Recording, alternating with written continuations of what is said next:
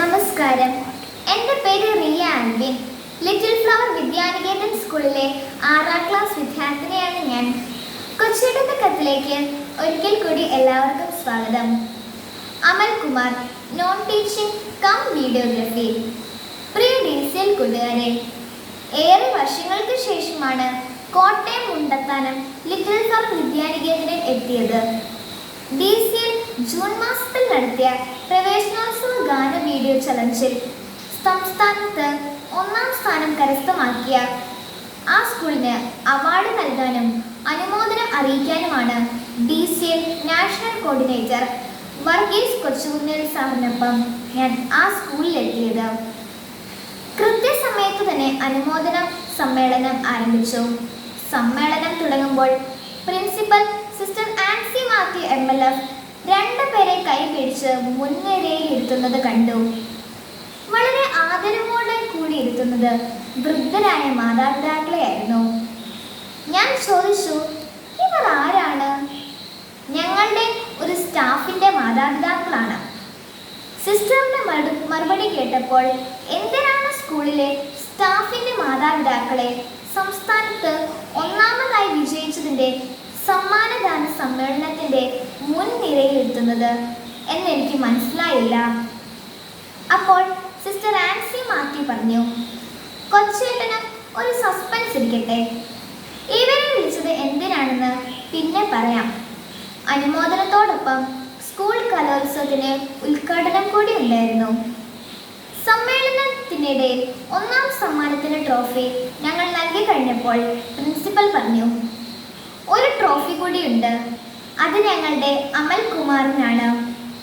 കാര്യം മനസ്സിലാകാതെ നിൽക്കുമ്പോൾ അനൗൺസ്മെന്റ് കേട്ടു.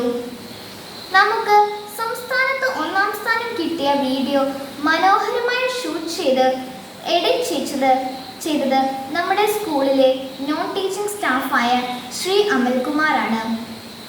അത്ര മനോഹരമായ വീഡിയോ ആയതുകൊണ്ടാണ് നമുക്ക് 1ാം സമ്മാനം കിട്ടിയത്.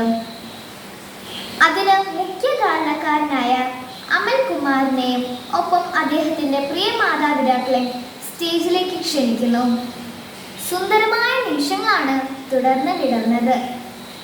അപ്പോൾ ആ പരിപാടിയുടെ ഫോട്ടോഗ്രാഫറായി വന്ന അമൽ കുമാർ മാതാപിതാക്കളോടൊപ്പം വന്ന് പ്രത്യേക ട്രോഫി സ്വീകരിച്ചു.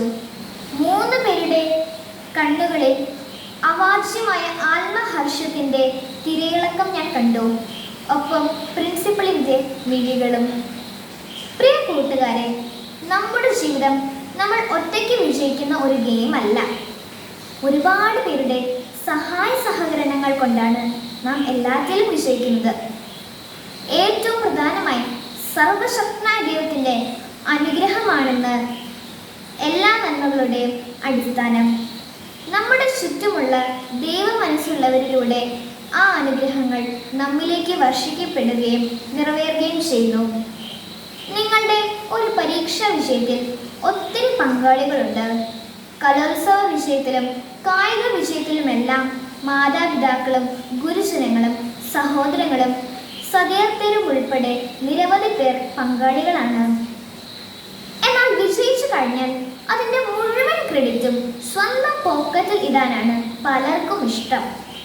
എൻ്റെ വിജയം എൻ്റെ മാത്രം കഠിനാധ്വാനം കൊണ്ട് ഞാൻ നേടിയതാണ് എന്ന് പറയാനും സഹായിച്ച ആരെയും വലിയ ലഹരിയിൽ പങ്കുചേർക്കാതിരിക്കാനും പലരും ശ്രമിക്കാറുണ്ടാവും.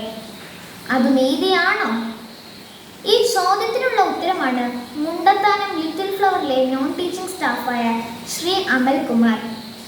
സ്കൂളിൽ ജോലിക്ക് അപേക്ഷിച്ച അമൽകുമാറിന്റെ ബയോഡേറ്റ കണ്ടപ്പോൾ തന്നെ സിസ്റ്റർ ആൻസി അദ്ദേഹത്തിന് ഉന്നത വിദ്യാഭ്യാസവും വിവിധ കഴിവുകളും മനസ്സിലാക്കിയിരുന്നു.